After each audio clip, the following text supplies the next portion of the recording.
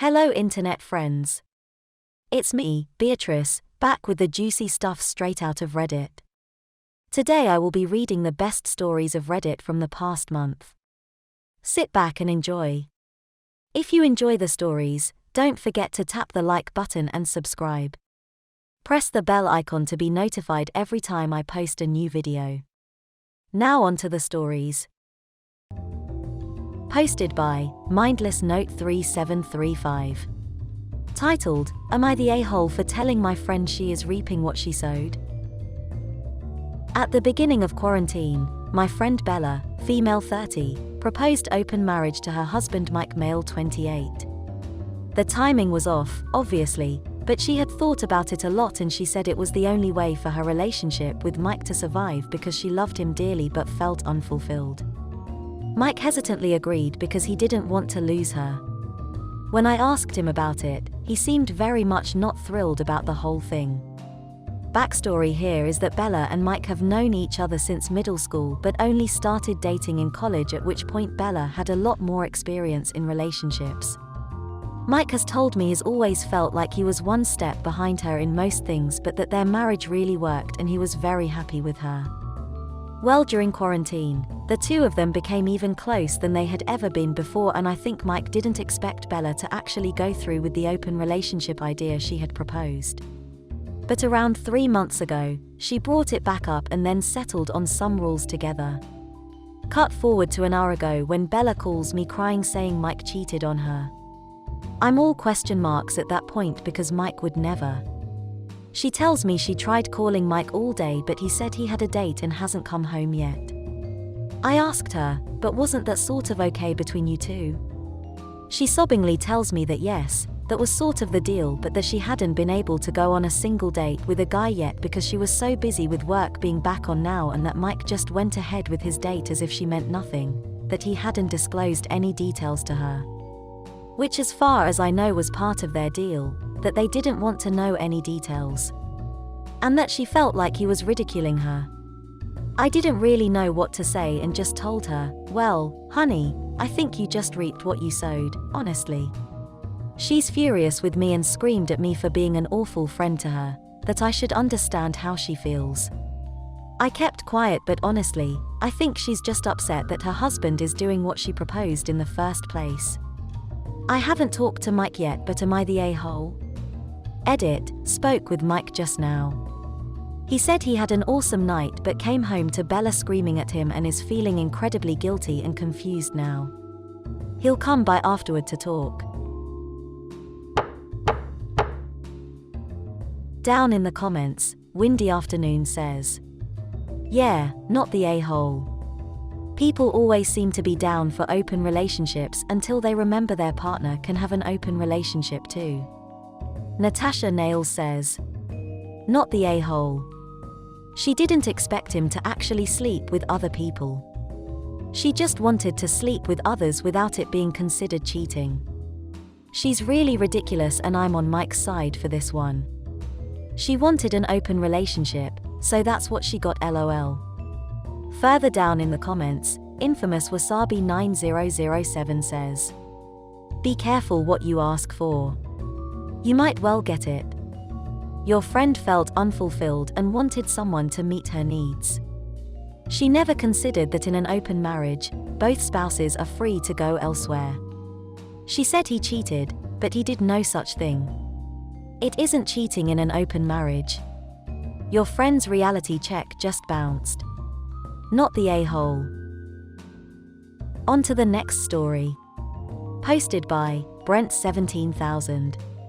Titled, Am I the a-hole for walking out of a house after the host told me to feel free to leave because she doesn't like people in her house? This just happened like an hour ago. Backstory, dating this guy and his best friend was having a small party, if you can call it that. There were 10 people there at most.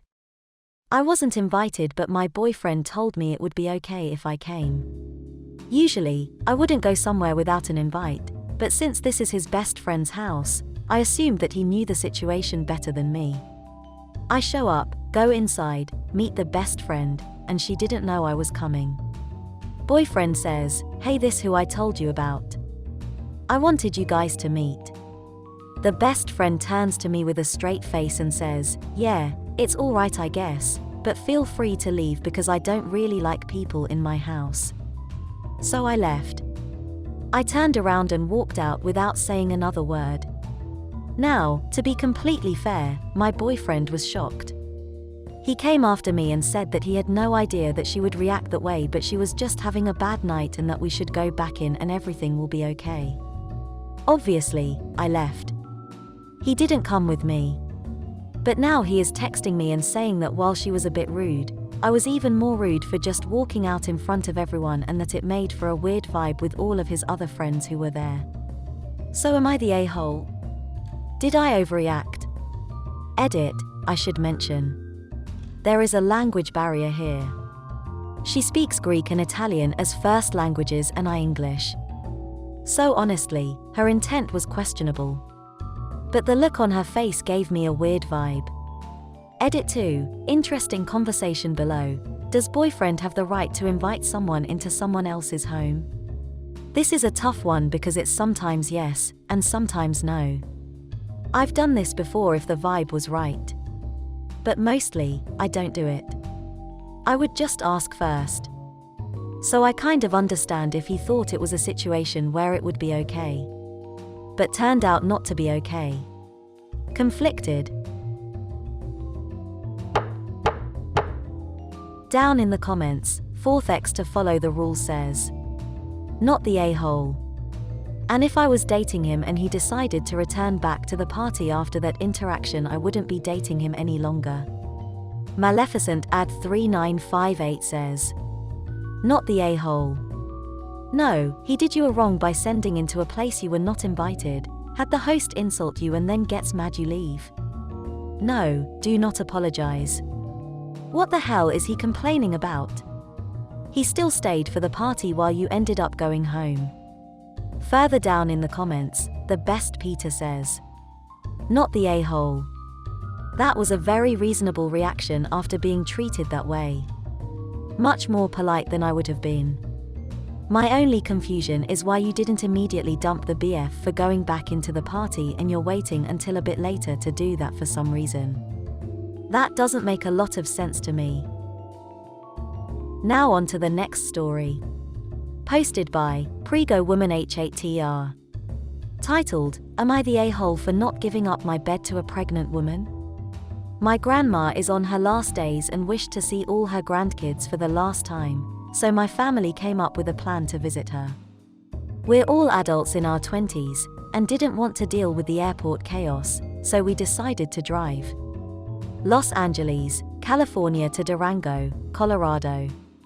We rented an 8-seat van since it was 6 of us in total including me, female, 22. My 2 brothers and their wives, and my cousin. The day of the trip we find out one of my sister-in-laws, Anna, invited her sister, Ruby, to come along since she wanted to get out of the house and because we had extra space. Everyone was okay with it, but I was a little annoyed since I wanted my cousin with cerebral palsy to ride more comfortably, but it seemed like he was fine with it so I didn't worry. I drove the first 7 hours of the trip. We had already booked 2 rooms with 2 queen beds each in advance. One room was dedicated for my 2 brothers and their wives, and the other for my cousin and I. When we were heading to check into our rooms, Ruby asked Anna what size bed would she be getting since she moved around a lot because of the baby. Yeah, she mentioned a few hours into the trip that she was pregnant. Anyways, Anna said she would be sleeping with my cousin and I. I was frustrated because she didn't pay for the room. Anna offered her to sleep in my room, not hers, and she never even asked me. Whatever, this lady is pregnant and I was tired and just wanted to sleep. We get into the room and Ruby immediately asks me where I was sleeping. I stayed quiet but then laughed because I thought she was joking. I explained to her that we were sharing the bed since my cousin with cerebral palsy needs his own bed. She said Anna told her she would be getting this bed and she needs to have her own bed because she's pregnant. I told her no, we are sharing this bed. She quickly became upset and called her sister to come talk to me. Anna of course sided with her sister. I was furious at this point. I drove 7 hours and I just wanted to sleep. I told her she could sleep with me in the bed I paid for. Eventually, everyone from the other room comes over and there's an entire argument among us with everyone taking sides. I was told I was being selfish because Ruby is pregnant. I'm sorry, but I offered her to sleep with me, not to kick me out of my own bed. I will fight everyone before I sleep on a floor or a hotel room I paid for. Eventually, I just laid down on one side of the bed and did not move. They tried to wake me up so I could move, but I wouldn't budge. I just laid there until they left to their room. Eventually, Ruby laid down on the other side of the bed and we all woke to the next day. There's tension among us even though we're all back in California now. Anna, her husband, and Ruby think I'm a selfish person for not giving up my bed to a pregnant woman. On the other hand, my other brother and his wife, as well as my cousin, side with me. Even though I do feel bad, I still offered Ruby a space. Am I the a-hole? Down in the comments, Dangerfield says, "Not the a-hole." So Anna last minute invites her pregnant sister, who in no way is contributing to this journey, to go with you all on an emotional trip to see someone who has no relationship with. She should have paid for a room if this was such a big deal, or, not treated it like a holiday for her sister on the backs of things others have done. Luxstrict 6000 says, "Coming from a pregnant lady, NTA. What is her problem? Who goes to visit your sister's-in-law's dying grandmother because they want to get out of the house? Like it's not a vacation, lady." Further down in the comments, Veridical Perception says, "Not the a-hole. If someone needed to give up a bed for the pregnant woman, it should be the person who invited said pregnant woman to go on a road trip uninvited and without having to pay for accommodations. I don't see any of the others who demanded that you give up the bed willingly give up theirs. It's easy to tell other people to sacrifice if you aren't willing to do it yourself. If she wanted a room and a single bed, she could have paid for one, like the rest of you did. Obviously, if no plans were made for her to come, she's not going to have first-class accommodations. Being pregnant is never an excuse for entitlement and expecting other to sacrifice for you." Posted by Throwaway987657. Titled, "Am I the a-hole for calling my sister's husband useless? My 17 female, sister 34 female called me saying that her work had an emergency and she needs to get there ASAP and needed me to watch her kids because no one else can. I rushed over there just to find her husband locked in his game room playing video games. I asked her why she called me over if he was home and she said he didn't want to babysit because it was his only day off. Sister left, and I started hanging with the kids. I was changing the baby's diaper and the other kids wanted a snack. I told them to go ask their dad to make them a snack since the baby had a blowout and it was going to take me a while to clean him up. Well, their dad sent them back upstairs and told them to ask me again. After cleaning the baby up, I made the kids a snack and their dad came out to eat and told me not to let the kids interrupt him on his day off. By the way, he works part-time from home, 6 days a week. I kind of snapped at him and told him it was my day off too and that he's a useless effing father and husband if his wife has to rely on her teenage sister rather than her own husband.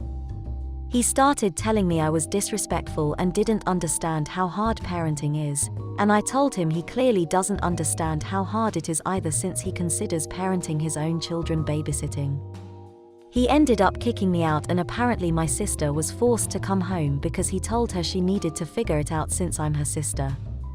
I feel like I may be the asshole because my sister is mad at me, her husband is mad at me, my mom is mad at me for causing drama, but my dad thinks it's funny and agrees with me. I definitely didn't need to call him names, but I just hate this guy so much. We have argued about things in the past as well, so we already don't have a great relationship. My sister is saying I need to apologize to him and he is threatening to never let me into the kid's life if I keep disrespecting him."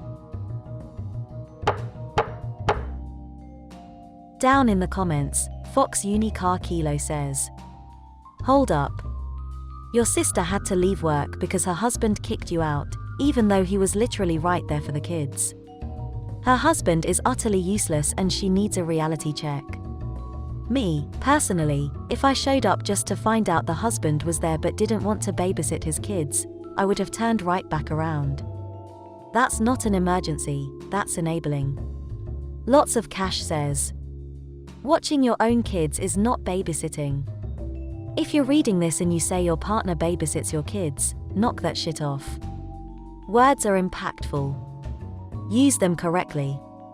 OP, I love everything about what you did. Don't apologize. Ever. Not the a-hole. Further down in the comments, She's Tammy says, your sister sucks too, OP. She decided to burden you with unnecessary babysitting duties.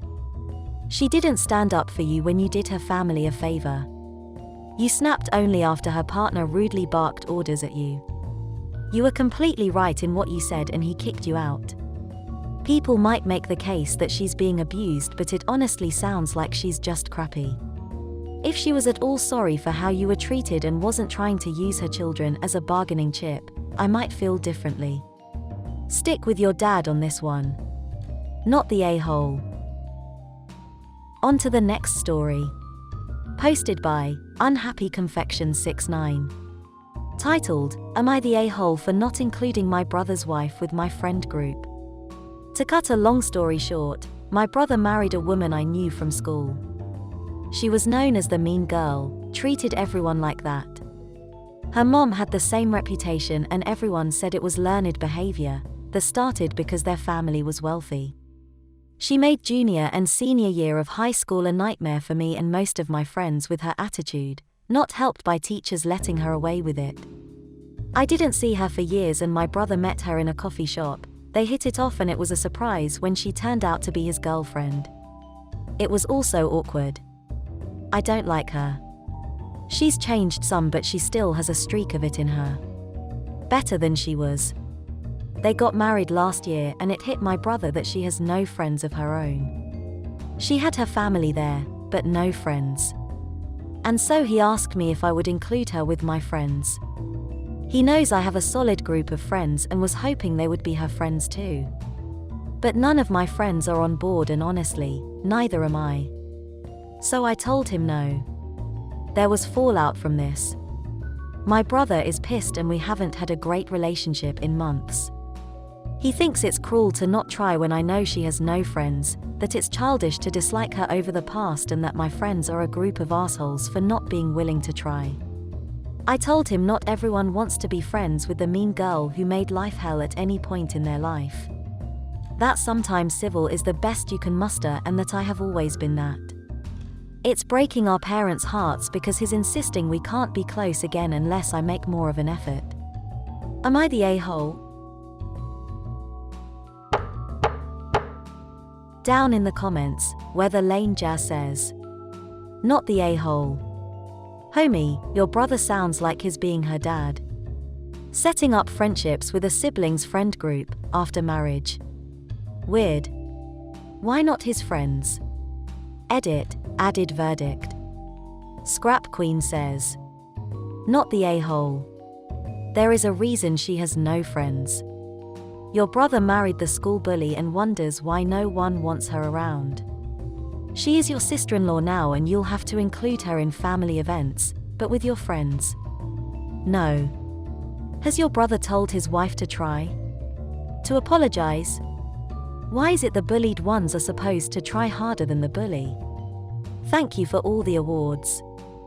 Further down in the comments, Dr. Sparkle says, not the a-hole.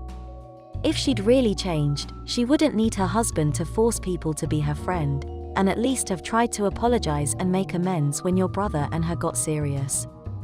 While it's reasonable that he wants you and her to be civil at family events, he has absolutely no right to demand that you be friends, let alone demand your friends get on board. On to the next story. Posted by AITA Cancelled Wedding. Titled, Am I the a-hole for refusing to pay my half of our cancelled wedding? My ex-fiancé and I came from very different cultural backgrounds.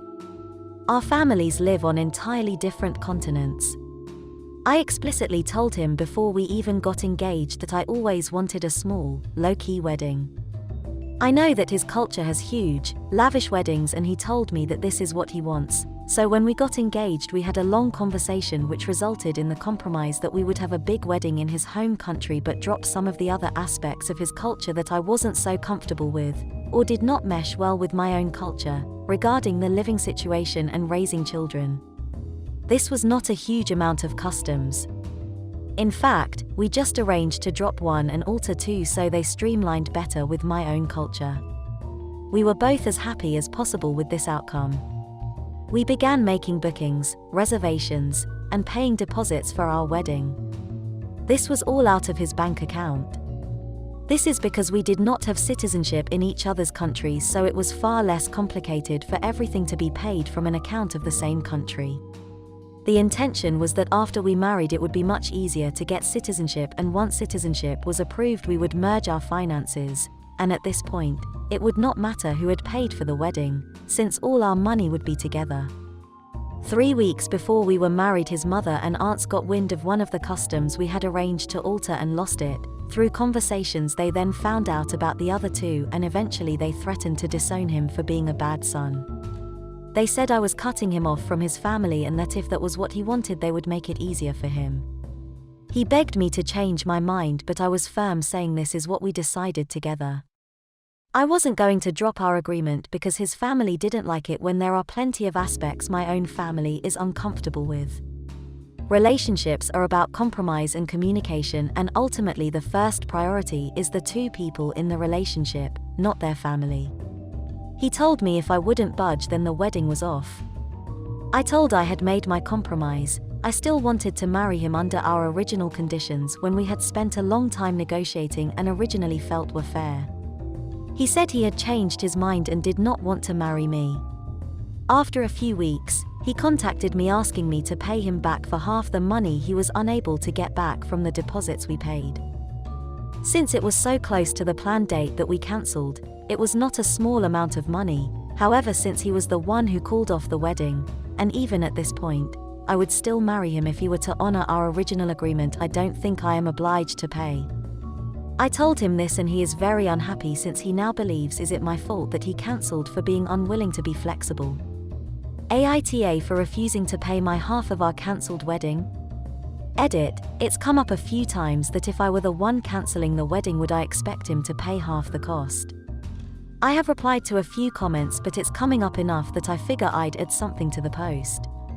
If I had been the one cancelling without his approval, I would have expected to pay the cost alone. If it had been a mutual decision, I would have expected to share the cost. In the context of our relationship, it makes sense for him to take the hit for this. There have been other, albeit less significant, cancellations of events that have been covered by the person who cancelled. For example, I was unable to make our planned engagement shoot and paid the cost for this. He was unable to attend a prepaid dinner event, for which he covered the cost. We've always had a very balanced and understanding financial relationship. Edit 2, I'll copy and paste an earlier comment regarding the traditions my ex-fiancé compromised on. The traditions were regarding my role in the home as a wife and mother, multi-generational households and methods of raising children, and the role of a child in the household. I don't feel comfortable providing more information than this, as I don't wish to give any more evidence towards our nationalities. Also, as a few of you have guessed, English is not my first language. I tried to hide it, but I guess I still have improvements to make. All this is to say that I apologize for any mistakes in my post or comments. Down in the comments, Bosca Bruzia says, "Not the a-hole. I'm so sorry, you must be heartbroken. I know it probably doesn't feel like it now, but you dodged several bullets. He's backing out of this wedding now due to family pressure. This shows you that he was always going to take his family's side in arguments, and best you find out now. Sounds like he would have been one of those spouses who are extremely enmeshed in their parents' clothes, and you would have had mother-in-law and sister-in-law interference all the time.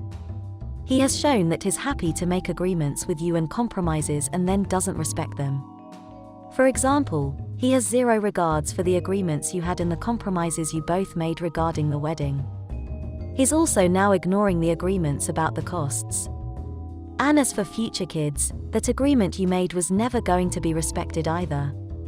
I'm so sorry you've had to call off your wedding so close to the date. But much easier and better now to discover how spineless and dishonest he is now, rather than having to go through divorce and custody arguments later on. Not the a-hole. Tika Nick says. Not the a-hole. You didn't cancel the wedding, he did. He cancelled it after he decided to go against the agreement the two of you made.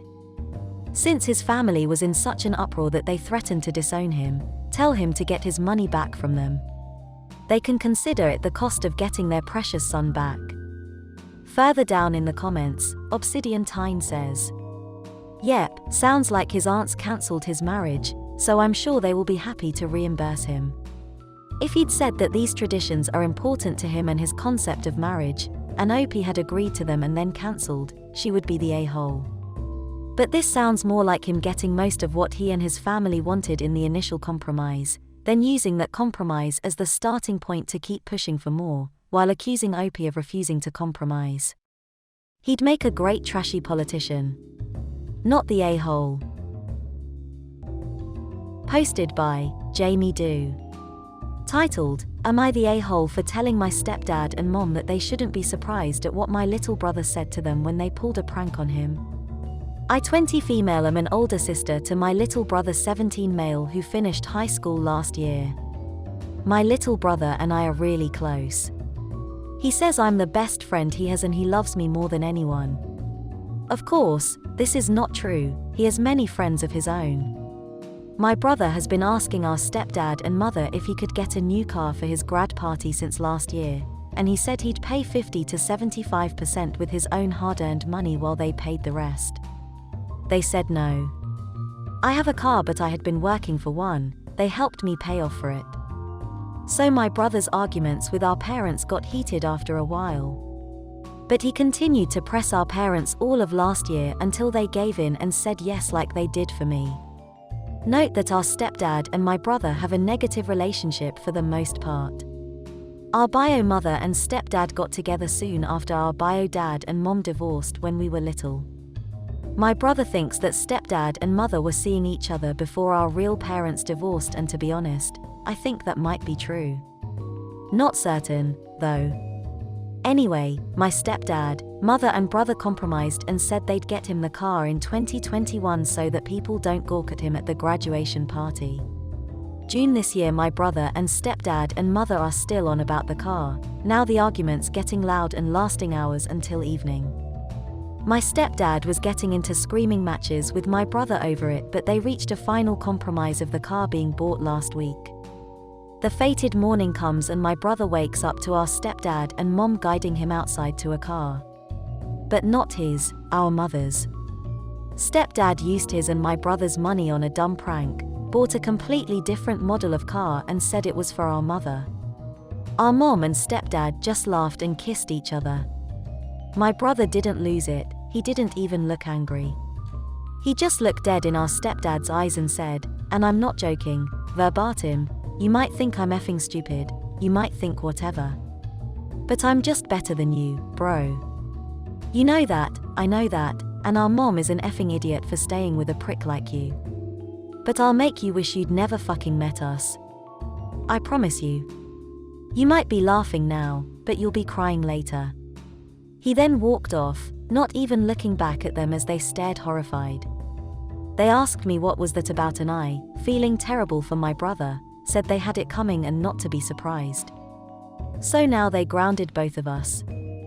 I've had to explain the situation to my friends as I can't see them anymore, but I feel so bad for my baby brother and they back me up on this and ask me to comfort him as much as possible. But our parents are so mad, and they can't see that my brother had his heart crushed. Am I the a-hole? Down in the comments, Malachite Macchiato says, "Not the a-hole. Your brother is a better person than I am because I would be blasting stepdad and mother everywhere. I'd call the local news stations and ask if they are interested in a story of parents stealing from their child. I'd tell family, friends, people at church, random strangers on the street, post about it on Facebook, Twitter, Instagram, make a YouTube video, everything. Your mother is the worst for letting someone do this to her child.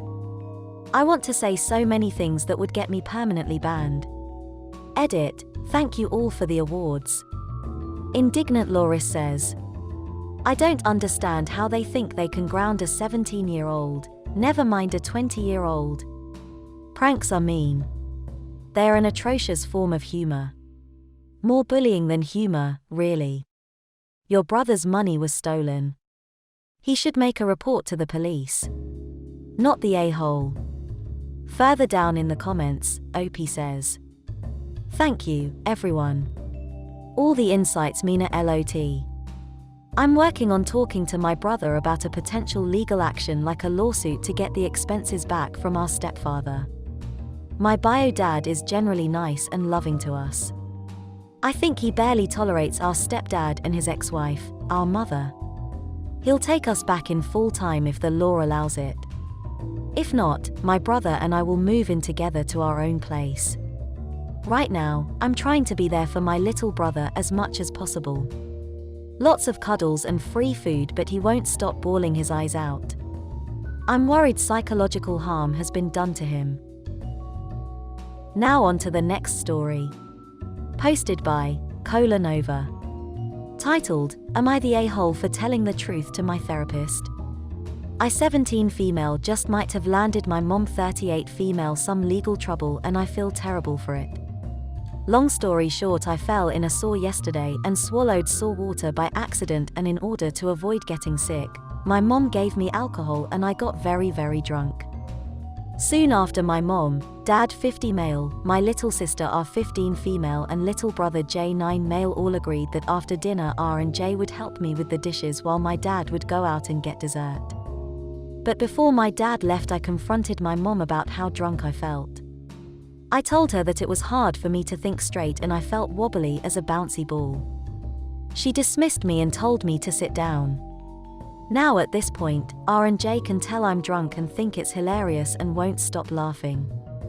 And it's when I try to stand up again that I realize that my mom left along with my dad and I was left alone to take care of my little brother and severely mentally and physically disabled sister, all by myself, completely wasted.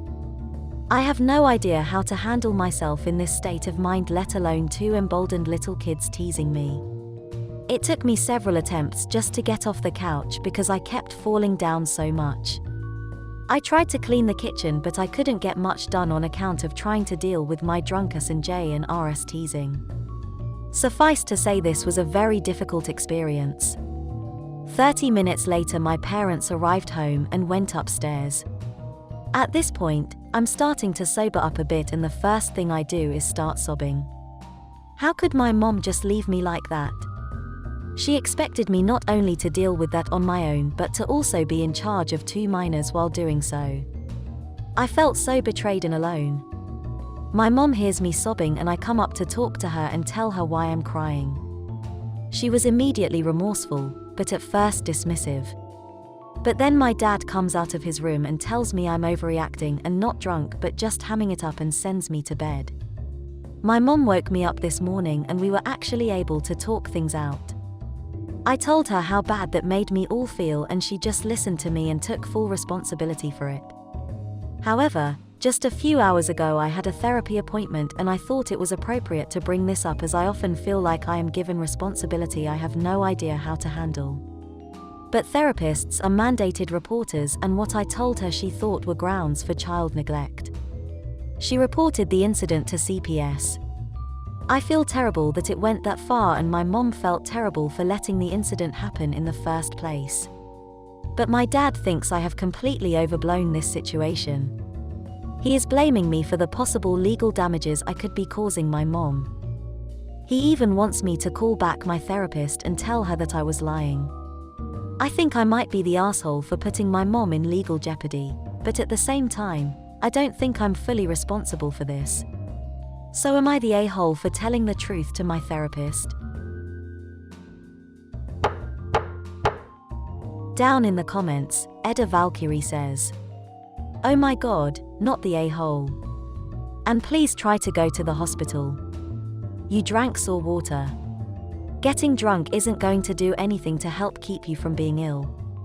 Saltiest Teacher says, "Not the a-hole, and also please go to the hospital. I read your comment that alcohol is an antibiotic, and that's not the case. It's antiseptic and only in high percentages. You would have had to drink a very high percentage of alcohol and drink blackout drunk to alcohol poisoning worth amounts of it to do anything.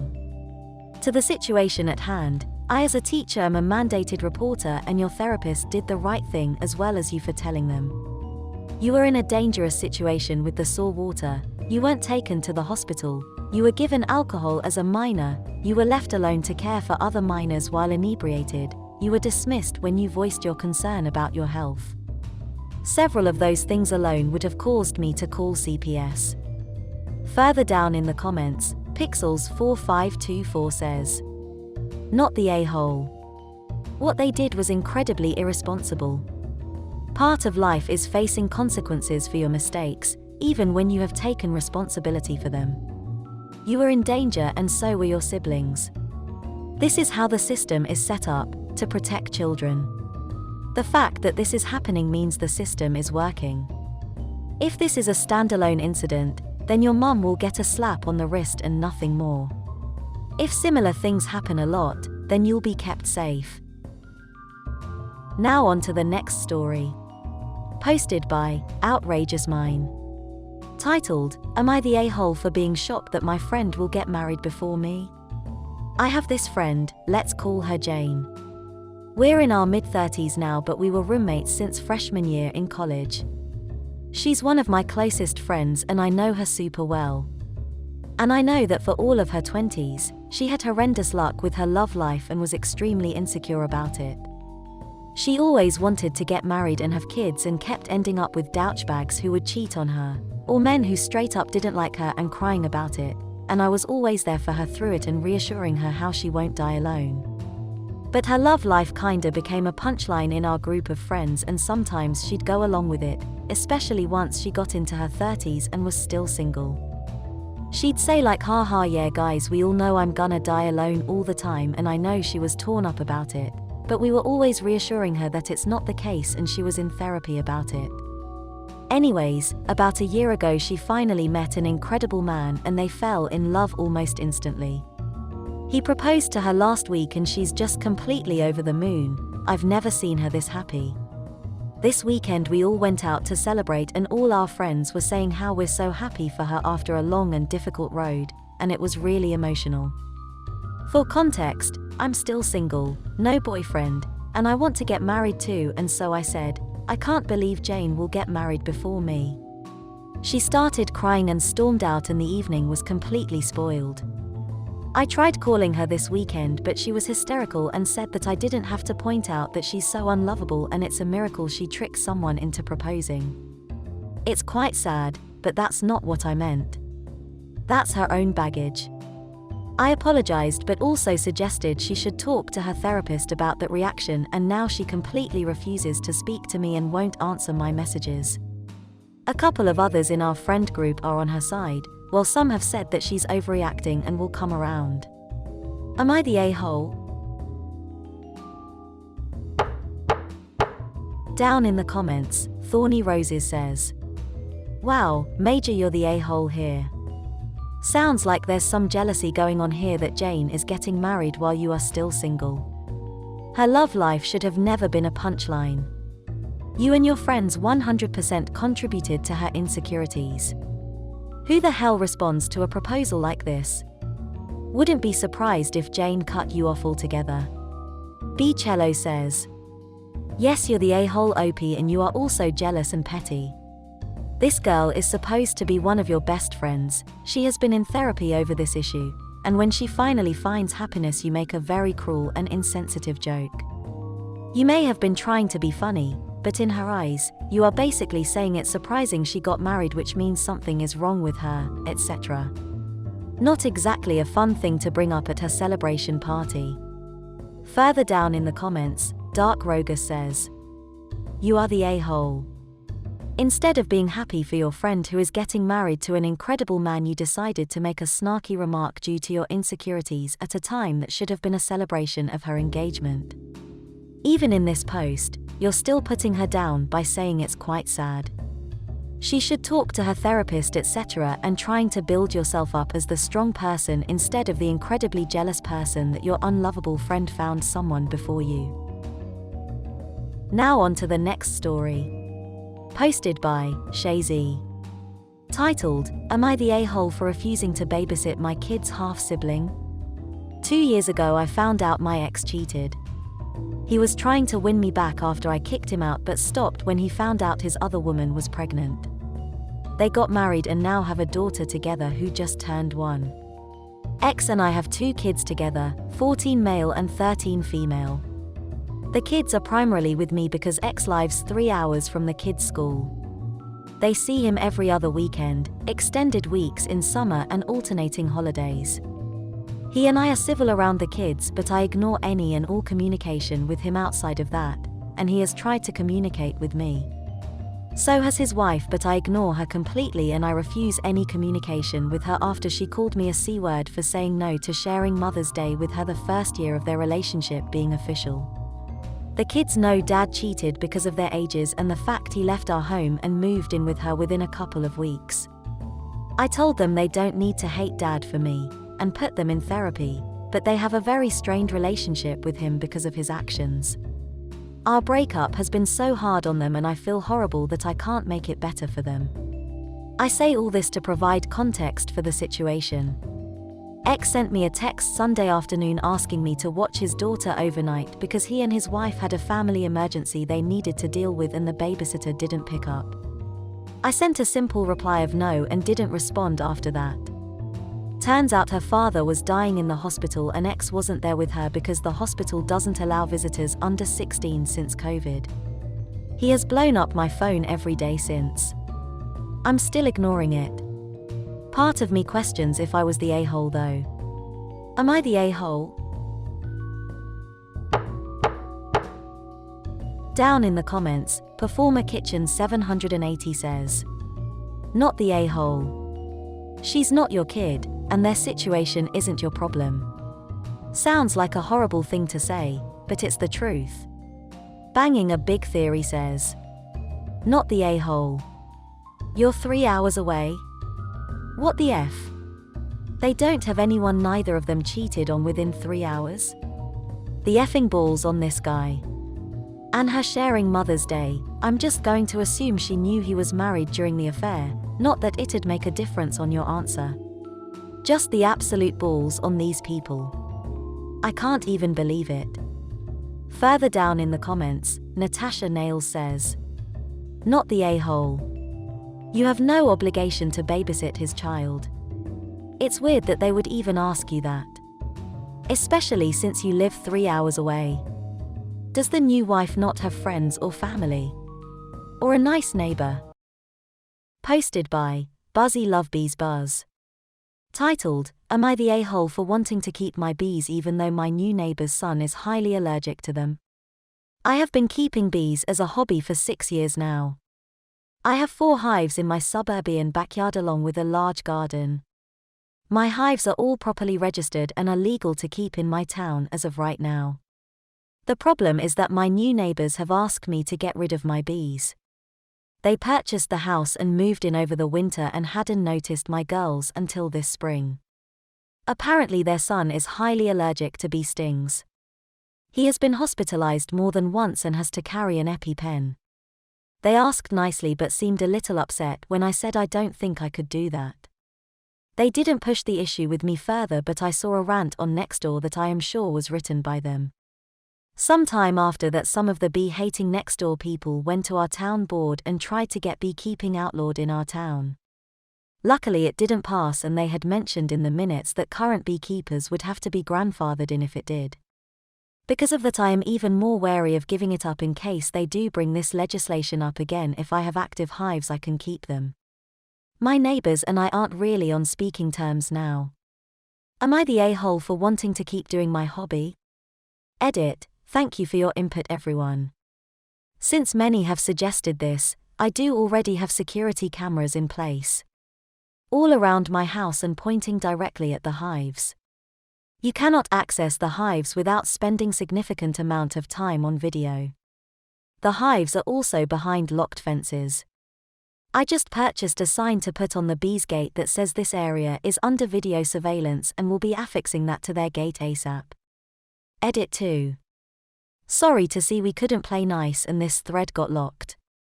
Also thanks for the death threats in my DM LOL. But it looks like the overall consensus is not the a-hole. So thanks for helping to put my mind at rest about this. Well, after sleeping on it and spending the morning making a few legal calls, the bees are staying. I just can't take the financial blow on this one. I have spent thousands on my yard. It provides a nice side income and I just can't do it. I have all my legal ducks in a row, with my setup, carrying the proper insurance, and following all the state and local laws. I shouldn't have much to worry about legal issues as long as I keep doing it the way I have been. I will reach out to my neighbors with an olive branch and some suggestions to keep their kid safe. Many people have asked how I would feel if something happened to the kid. And sure, I would feel bad about it. It would be tragic. Also, me bees have always been legally permitted and registered. Down in the comments, Dreaded BD says, not the a-hole. It wasn't unreasonable of them to ask, nor were they the assholes until they started a rant on Nextdoor and tried to legislate against your pets. You were there first. You didn't move your hives, just winterized them. They were still in your yard. Plenty of people are allergic to bees, and they go about their activities with caution and an EpiPen. Music Lover 273 says, I want to be clear that this is not your fault. Beekeeping is a good hobby, one that helps us all out. Buying a home next to you isn't theirs, either, unless there was some sign that you had bees on your property. This is just a series of unfortunate circumstances. I can't really call them the a-hole when their son could be hospitalized or worse. That's terrifying. I can't exactly tell you all to move. Therefore, I will say no a-holes here. Further down in the comments, Myth Puppy says, you're the a-hole. I understand that you love your bees, but man, that kid's never gonna be able to leave his house without fear of hospitalization, and I'd put money on his parents requiring supervision to enter his own backyard. Sucks for him. Also, just because you're legally in the right doesn't mean you're morally in the right. On to the next story. Posted by Something Kinda Random. Titled, Am I the a-hole for uninviting my maid of honor's boyfriend to our wedding? My 28 female maid of honor 30 female, took my daughter 11 female, her daughter 12 female, and her boyfriend 39 male to a co-worker get-together at a beach park. Maid of honor and her BF got extremely drunk and drove with the kids in the car. My daughter called me crying, told me she was scared, and asked me to pick her up. After leaving the park, maid of honor had driven on the sidewalk, blew past a stop sign, and while all this was happening her BF was laughing and playing music super loud in the car. At one point the BF looked back and asked the kids why they were crying, but didn't show any concern for them whatsoever. The maid of honor missed the freeway on-ramp, which is when the BF started yelling at her. Maid of honor argues back and they end up in a parking lot. They continue to argue and my daughter exits the vehicle and takes her friend with her. On our way to pick up the kids, maid of honor's BF calls me and says, maid of honor is getting a DUI, come pick up your effing kid, I don't know where the kids are, F you. After picking up the kids and making sure they're okay, my fiancé and mom decide to go over and help maid of honor. When they go over there, maid of honor is sitting on the ground near her car surrounded by cops and her BF is yelling at her. My fiancé says, can you just go away, and then maid of honor's BF starts yelling at him. My friend somehow didn't get a DUI, and my fiancé drives her car back to our house. During the drive, she is continually asking the same questions and saying the same thing. Why did they keep asking about the kids? I don't understand, nothing actually happened. My fiancé is pissed, says maid of honor's BF isn't welcome here and isn't welcome at our wedding, and tells maid of honor that she should leave him. The next day my friend apologized and then quickly changed the conversation about how she didn't like what my fiancé said and he can't tell her what to do. The worst part is, there is no conversation about the kids or their safety, which is a big deal to my fiancé and is one of his biggest reasons for not wanting the maid of honor's BF there. He never cared about the kids once. I support my fiancé in not wanting him at the wedding. My maid of honor said that if he can't go to the wedding she won't be attending either. Our wedding is a month away. Am I the a-hole for disinviting my maid of honor's boyfriend? I know inviting someone to a wedding and excluding their SO is typically an a-hole thing to do, so we may be the a-hole for disinviting him and not the both of them. For context, they've been together for almost 3 years and live together. Edit. There was a bit more that happened between my fiancé and maid of honor's BF and that resulted in him being uninvited from the wedding on the spot when we got back to our home. When it happened I was in shock, numb and in disbelief. She was still wasted when we got back and decided it was pointless to try to talk to her about anything in that moment. I've known her since I was 13, she's like family, and when I let my daughter go with her that day I didn't think she would ever do something like this. After the event happened about a week ago, we went on vacation and we didn't speak to each other until the other day. I wrote this post because not only was ex-maid of honor downplaying what happened and shifting the focus to being mad at my fiancé, family and other friends were trying to talk to me about just letting her BF attend the wedding instead of focusing on what she did, and I needed a sanity check. She is not maid of honor anymore, and after everything that happened I don't think she's a friend either. I should have uninvited her on the spot as well, and feel stupid for not doing so. Down in the comments, Goth Penguin says, "You're the a-hole for not removing the maid of honor as well. Anyone who is willing to risk your daughter's safety shouldn't be in your wedding or your life." Highwood Shady says, "Why are you excusing her behavior? Your maid of honor was driving. Sorry, driving drunk with or without children in the car is a hill I will willing die on. She drove the car and you're giving her a pass, shame on you." Further down in the comments, Puppy Pavilion says, "You're the a-hole for glossing over the fact that the maid of honor drove drunk with your child in the car. For whatever reason you're focused on the BF, which baffles me to no end. Your friend drove on a sidewalk because she was so drunk, and your daughter was terrified and crying. What's wrong with you? Maid of honor should be kicked out of your life forever, which solves the BF problem." On to the next story. Posted by AITA4 Medical. Titled, "Am I the a-hole for refusing to let my daughter get a surgery? Throwaway because some of my family use Reddit." Hi, all. I, female 30, have been dealing with chronic medical issues all my life. I married my husband, L33, a few years ago and had my daughter A5 soon after. When I was pregnant with A, I was warned that it would be difficult due to my issues and that she would likely have some passed on from me. I accepted this, and I expected it. She was delivered and was a beautiful baby girl who didn't have my issues at the time. However, as she got older, it became more apparent that she inherited my medical problems. One of which has an optional surgery that could negate it entirely. It's possible to live with it instead of choosing to operate, but the surgery will eliminate it. I have some trauma with hospitals in general. I've had to be in and out of them my entire life, and it's left some deep wounds. It's awful to spend your formative years stuck in a sterile room within 4 and in pain. I've spent some time in therapy for it, but I still hate them. The surgery that would remove the problem is covered by insurance, so money isn't a problem. However, it has a long recovery period, and I don't want my daughter to have to suffer through that. I've told Elle that I don't want her to have to go through the lengthy process of recovery. He disagrees and has asked my family members to knock some sense into me. His words, not mine. It's become a big point of contention between us, and I refuse to budge. So, am I the a-hole? Edit, for those who want to know, she has radioulnar synostosis in both arms. She'd have to spend weeks in casts with both arms. Edit 2, you are right. I was letting my own fear cloud my judgment. Thank you. Although, a bit rude to say that I should get sterilized, no? Edit 3, while I understand that I was undoubtedly the a-hole here, it's disgusting how many people have written horrible comments, sent messages, and just been total jerks. You do not know me.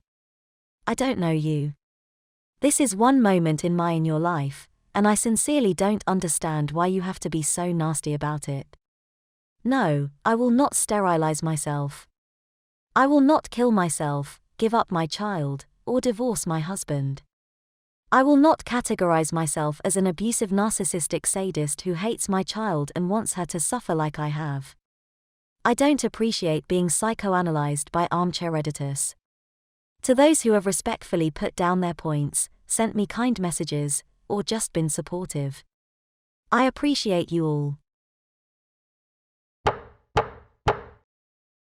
Down in the comments, Rangila Ree says, "You're the a-hole, you decided to have a baby when you knew that this would or could happen. You want her to live with it because of your trauma. Yeah, you're the a-hole. You also should have thought about this before having biological children. God knows how long you will let your kids suffer because of your trauma. Also, don't have another child if you are going to treat them like this." Edit, wow, this blew up, thanks for the awards. OP, glad you realized that the surgery is better for your daughter and I hope you work through your own trauma. Millimeter 172 says, "You're the a-hole. She may have inherited your medical condition. She did not inherit your feelings about hospitals, and in no way, shape, or form is it okay for you to insist that she suffer unnecessarily because she might not enjoy what the recovery process entails." Further down in the comments, Mulberry says, "You're the a-hole. Why would you want your child to suffer through their entire life with a medical problem that can be easily resolved by surgery?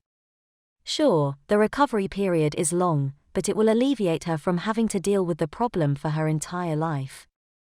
I'm a parent too, and if I could get my child a surgery rather than have them suffer with a condition for their whole lives, I would definitely go with the surgery. I understand you have some trauma with hospitals, but this isn't about you. This is about your daughter and her overall quality of life." Edit, my comment was made prior to the OP releasing the information on the daughter's diagnosis. While I do understand the hesitation involved, I also believe that this is something the ARPS family should be talking to an osteopathic surgeon about. Now on to the next story. Posted by Icy Reference. Titled, "Am I the a-hole for not making vegan food for my sister's surprise guest?" So I cooked dinner for the family today and my sister had a guest over. I was told to make whatever I wanted for the family. My parents, myself, my brother and my sister. The food I made was roast beef and mashed potatoes for a Sunday night. At dinner time, my sister brought a surprise guest over for dinner. I had no idea, and I also had no idea that she was a vegan. My sister ended up making a big fuss that I didn't make vegan food for her surprised guest that I met for the very first time. My parents were a little upset as well. They said, "Go and cook her some food, she must be hungry." Having worked all day on work and feeling tired, I refused. I said, "I'm tired, I don't know any recipes, and I can't just rush a meal." The guest felt a little awkward and my family was a little mad at me. I concluded by saying that I don't know how to make vegan dishes. I am tired from working 9 hours in that day, and if she's that hungry she can use Uber Eats to order what she's comfortable with. Am I the a-hole in this situation? Down in the comments, Status Pattern 7539 says, "Not the a-hole. Your sister can't randomly bring home an extra mouth with a different diet with no warning and expect you to have food for them. No reasonable response from parents either, they were probably embarrassed. If it happens again, I'm sorry no one told us you were coming. I'm sure sister has a plan in place regarding your diet though since she brought you here." Then just stare at sister. Fairy Faye says, "Not the a-hole. Lack of proper planning on your sister's part does not constitute an emergency on yours. Further down in the comments, Love Beach 8 says, "Not the a-hole. Your sister was at fault, not you, and for your parents to demand you to fix something vegan was wrong on so many levels. Unless you used butter, sour cream or milk, the mashed potatoes would have been vegan. Your sister could have opened a can of veggies or microwaved some frozen veggies and baked a potato in the microwave. Geez, they were mean to you." Now on to the next story. Posted by a 10th Dentist. Titled, "Am I the a-hole for scheduling my wedding without first asking my sister?" Obligatory throwaway account since some family members are active on Reddit. I 27 female got engaged in November 2020, but because COVID has had so many things put on pause, we decided to wait until the world started to look semi-normal before picking a date, venue, etc. Earlier this spring we started reaching out to venues and decided on a date in June 2022. We were excited to finally get the ball rolling on this and took engagement photos, printed out save the date cards, and mailed them out a couple of weeks ago. Last weekend I got a call from my younger 22 female sister in tears. She also had a COVID engagement, but after hours, she got engaged in February 2021. She was furious that I had picked a date without first checking with her and that she wanted a June 2022 wedding. Mind you, she never told either myself or our parents about her desired date, and hadn't sent anything formal or informal out. Last night we were at our parents' house for dinner, like we do almost every weekend, and she proceeded to get absolutely hammered. She then screamed at my mother and I about how I was ruining her fairytale wedding and that I'm a conceited bitch for not including her in my planning to make sure we didn't overlap on dates or anything. She confessed that while her and her fiancé were likely to get engaged at some point, my engagement put a lot of pressure on them and said, word for word, that I should have had the decency to ask both of my non-engaged sisters if it was okay for me to get engaged before them. I feel like maybe I am missing some unwritten sister code here that I unknowingly broke. Am I the asshole for getting engaged and not planning my wedding date with my little sister? Down in the comments, Organic Extension says, "Not the a-hole. Are you gonna have to ask permission to have kids or but a house too? Your sister is so ridiculous and self-centered." One Hot Epileptic says, "Not the a-hole. I feel like she is making it up that she wanted June. Do not include her in any of your wedding decisions. She will try to get you to make decisions based on what she wants you to have, in order for her wedding to outshine yours. Honestly, I wouldn't even ask her to be a bridesmaid to avoid other potential drama, but that's just me. Also, you should tell her she could get married in June 2023. What's 1 year? You waited, why can't she? I'm petty lol." Further down in the comments, Unhappy Relations says, "Not the a-hole for picking a wedding date at all. That said, it sounds like you're close with your family and yet didn't run the date by them before you mailed save the dates and started booking things. That seems strange. If it's at all important to you that family can come, it would have made sense to ensure no one had a huge conflict. Not oh I want my wedding that month, it's not fair conflicts, but we already booked a cruise that weekend conflicts." Posted by C142776. Titled, "Am I the a-hole for how I reacted when my husband said he won't be with me when I give birth?" My husband, male 33, and I, female 26, are expecting our first baby together. I have a scheduled C-section on Sunday and my husband said he can't be there with me because he has a business trip that he'll be leaving for Saturday evening. He said he couldn't skip the trip even if he tried and claimed that because he missed several work trips in the past 6 months, he's worried he might lose his job if he declined to go. I asked him if he could explain to them that you have a valid reason not to come, but he said his boss doesn't listen and doesn't care. The problem is that this is my first time and like any other woman I wanted my husband to be there with me as support. His excuse was that I have an entire medical team and it's not like this was a natural birth because I will be under anesthesia. He suggested I take my mom or his mom with me, but as a father I expected him to be the first person to want to welcome our son even if he couldn't be in the room. He said if he stayed there wasn't much he was going to do since again, I'll have doctors and nurses taking care of me, but if he goes on this trip then he'll bring home money to support us. But I told him emotional support can never be replaced if my own husband won't be there to provide it for me. He clearly got upset over me continuously bringing this up, and this morning we had an argument where he called me selfish and making him look like a bad husband and dad and accusing him of not caring about meeting his baby when he's trying to support us. I got mad at him for calling me that and mentioned he had no consideration for how I feel about this and acting like my concerns weren't valid. He said he got sick of arguing and got his phone and keys about to leave. Before he left he said I shouldn't worry because I won't die, which was a rude thing to say given that I have my own concerns since this is my first time. He texted me apologizing for what he said but said I kept pressuring him knowing his circumstances. ETA the previous trips he missed were over his friend's wedding, his brother's welcoming party, and his cousin's trip. If he could skip work trips for these reasons then I wonder why his child's birth isn't necessary enough for him to stay. Down in the comments, Audrey B4 says, "Not the a-hole. There's more afoot here. If you were able to schedule your delivery then he had advance notice of the timing and should have the time off already.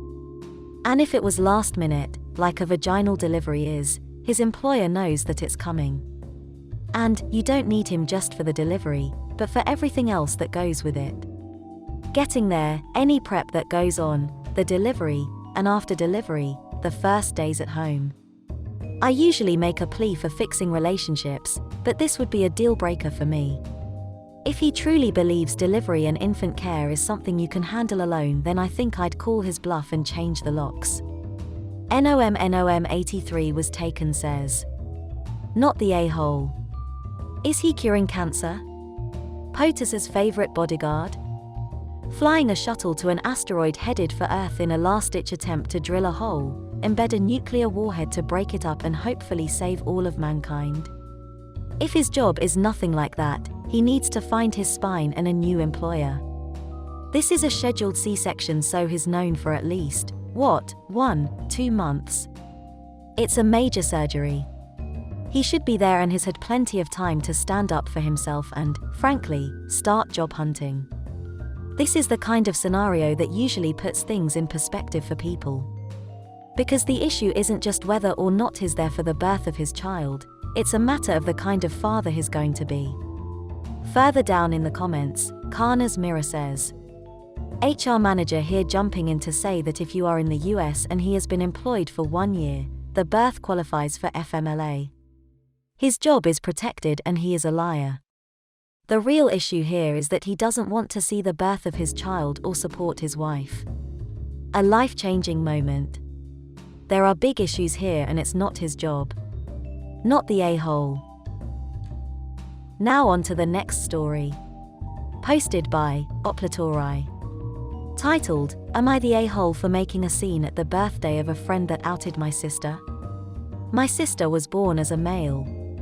We come from a conservative family so my sister had only been out to me. She made a friend in a drama club 2 years ago who is proudly out as a lesbian. She has an LGBTQ activism club. So after a bad family dinner where our family was being all kinds of phobic, she sought comfort with someone she thought she could trust. She came out to her friend Rachel. Rachel promised she was not gonna tell anyone. However, Rachel told a lot of people. She outed my sister at a party by saying that's my friend. She is trans. We also found out she had told her girlfriend and some other of the drama people. No one knew and it spread like wildfire. It came back to our parents and they threatened to kick her out. A few days later I was out with my BF at a restaurant where I run into her at the bathroom. She tried talking to me. I told her I didn't want to talk to a snake like her. She kept cornering me and saying what did I do? No, tell me. What the F, dude? Why is your sister ignoring me? I pushed by her and she was following me. So I turned around and I lost it. I screamed at her how she ruined my sister's life, how her selfish actions made her life dangerous for my sister to live at home. She said that it wasn't her fault that my parents were assholes, and I said that she should be ashamed of herself and she doesn't deserve the title of activist because she is an effing disgrace to the community. She was crying and we left. Later I got a call from her GF giving me grief and that if I wanted to confront her, to not do it in front of her friends at her birthday dinner. I didn't even want to confront her. I blew up when she kept probing me. But at the bathroom, she told me it was her birthday and I got to think if I wasn't out of line. Am I the a-hole? Edit, Jesus Christ. I have received so many messages and comments regarding this. My sister has not transitioned. My parents did not know she is trans. Yes, just because you haven't transitioned does not make you any less of a woman. Please everyone that made that kind of comments, educate yourself on this matter. Also, don't misgender people. That's just rude and dumb. Small update. Thanks for the feedback. I do agree that I could have handled it better. Not for her but for the bystanders that literally didn't have anything to do with this. I will try to control myself more in the future, LOL. Also, my sister received a DM from the group that Rachel helped moderate. They apologized to her and said that Rachel claimed that my sister had given her permission to help her come out to the community. They basically said that if things got worse they would help her raise money so that she could afford living somewhere till she gets on her feet, and that if she needed help with mental health or so on they would help her find resources. Also, Rachel's name was deleted from the Instagram bio and their website deleted the picture. They have not made any kind of statement, which I think is good, because that would bring even more attention to my sister. Also, this was all greenlit by my sister. Down in the comments, Broad Elderberry says, "Not the a-hole. It is her fault that your parents found out, and that your sister was forced to make decisions in the heat of the moment instead of making them safely on their own terms. She put a member of her own community at risk due to her own flapping gums. If she's crying, it's because she feels appropriate guilt for her carelessness." Salty Nut 99 says, "This. Especially because she's a part of the LGBTQ+ community and wants to brand herself an activist. A real activist wouldn't put you in danger to point out what a good person they are for having a trans friend. She knows her behavior was completely inappropriate and quite frankly disgusting to out someone like that. I'm glad OP's sister has at least one person she can actually count on here." Further down in the comments, Stark Helsing says, "Not the a-hole OP. Could you have handled it better? Yeah, but she was asking for it. She was the one who wanted to know and kept prodding you for an answer. An answer for which you delivered, and she didn't like the truth. If she didn't want her birthday ruined, then she shouldn't have opened those doors. What she did is horrible. She put your sister in harm's way and refuses to accept she effed up. She deserved to be called out. You, however, OP, are an amazing person. Please do everything you can to support your sister. She's going to need everyone she can get. This Rachel can F off. Your parents also suck." Now on to the next story. Posted by AnonBoss9. Titled, "Am I the a-hole for getting rid of an obese worker from my department? Throwaway for obvious reasons." We recently hired a new woman, Tammy. We hired Tammy as a stock fill person, someone who walks around the store stocking shelves, lifting boxes etc. Rare to find one above 3 to 4 kilograms unless it's pet food. It's a physical job. This was laid out in the job ad, interview and employee contract. Please note I am a department manager, not a store manager. On Tammy's first shift she was quite slow, but it didn't strike me as odd because most new people are shy or trying to figure it all out, but about a week later my team complained Tammy was doing significantly less than her share. I started to watch closer to see if this was the case. It was. For every 5 boxes the other staff were doing, Tammy was doing 1. I decided to pull her aside about 3 to 4 weeks of her being in the job to ask her how she was finding it and if she needed any extra training on anything. She said she was fine but that it was a harder job than she anticipated. After talking to my store manager, I offered Tammy an extra paid 15-minute break on top of her 2 other breaks she gets. Tammy has now been working with us for 3 months and she sits for probably 2 hours during her shift doing nothing, just sitting. Tammy is in her 30s and over 300 pounds. It got to the point where no matter what we did, Tammy could not handle the physical requirements of the job. We brought crates closer for less of a walk, added extra breaks and even let her wear leggings so she would be more comfortable, but she still just sits. I have spoken with Tammy about how the jobs aren't getting done and she just says it's not her fault. I ended up speaking to the store manager and requesting that Tammy get moved into a different department that is less physically demanding. Tammy has been transferred to a department in the store that gets about $50 less than my department workers and she is livid. Tammy has called multiple unions and HR to try and get me removed as a manager. A large amount of the older workers have started ganging up on me asking if they are next and have been telling Tammy to pursue legal action. I have 20 staff in my department who are all incredible workers and get the job done. Some have extra requirements and where necessary, I adhere to them. Older people not lifting the heavier boxes, etc. I'm also not considered skinny, I'm not obese, but I'm definitely not the epitome of health. It's not that I am discriminatory, it's not that she is fat that lost her the job, it's the fact that she can't do the job. Am I the a-hole? TLDR, I got a worker moved to a different department because her weight prevented her from getting the work done despite extra measures being put in place to help her. She's now trying to ruin me and take legal action. Down in the comments, Bosca Bruiser says, "Oh God. Not the a-hole. Legal action for what? What's the legal complaint? You moved her for just sitting. She and everyone else are being ridiculous. Hopefully, your employer has your back." GameCap says, "Not the a-hole. But I would not frame it as she's too fat.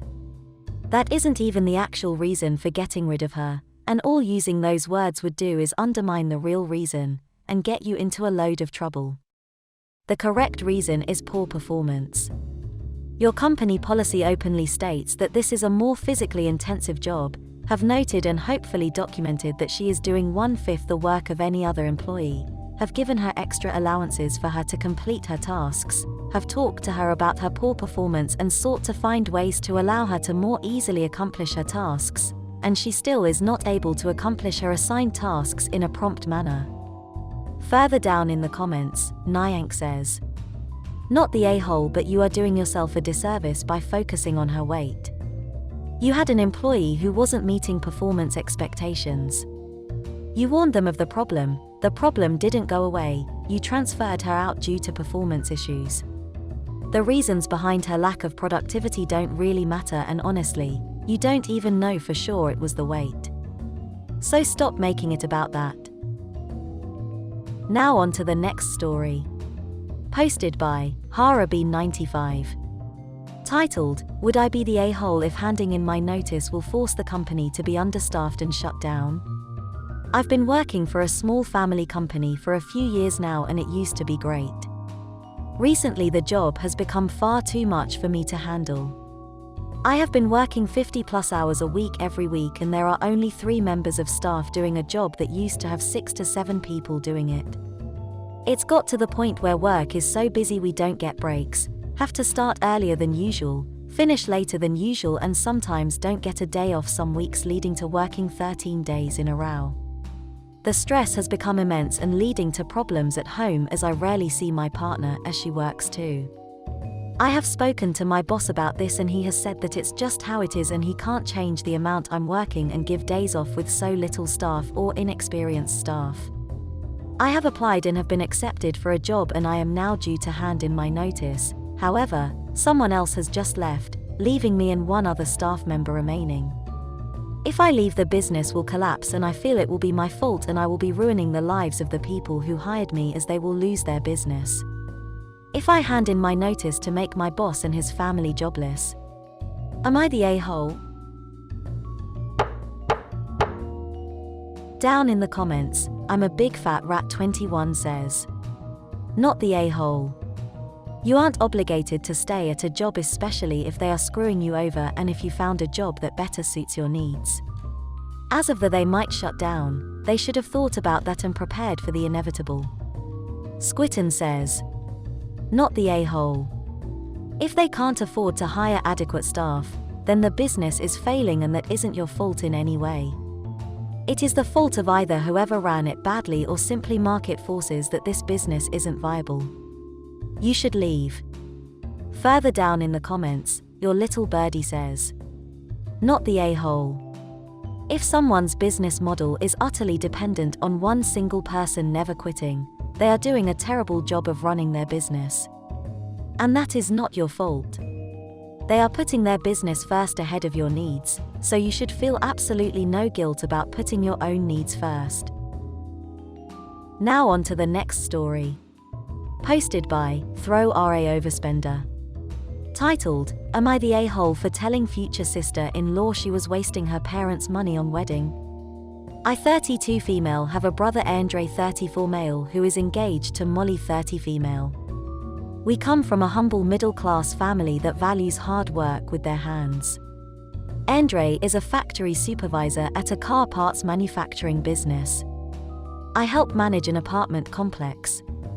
Molly, however, comes from a family with money. Her parents grew up poor, but her dad worked a good line job in the 90s, her mom was a corporate lawyer, and now her family is loaded. Both her siblings and her have what I called a spoiled complex. Molly and Andre revealed yesterday that they would be having a big, beautiful wedding. They began listing things off that they want. Limo, dress designer, venue, etc. When I mentioned how expensive all that would be, Molly said she wasn't worried.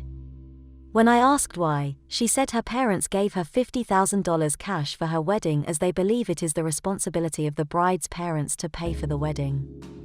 I couldn't believe it. I felt Molly was spending money frivolously. I told her she should invest that money instead of having a huge wedding. She promptly told me that whenever I get a man that I can do just that and to not tell her what to do with her money. Andre chuckled, but I didn't find it funny. It's not her money. It's her parents. Molly is a teacher and doesn't make that much, so I think this is a great opportunity to get ahead financially. Andre of course took her side and told me to mind my business. Today, Andre called me and I asked if he was seriously going to let her waste $50,000 on one day. He said that's not his place to tell her how to spend her family's money, but I disagree. Andre told me to mind my own business, but I think he's making a mistake marrying someone who just throws money around. I must have been on speakerphone because Molly responded with, and that's why your ass is single. Because you can't mind your damn business. She then called me jealous. And Andre is on her side. I'm not jealous, but I know weddings shouldn't be that much.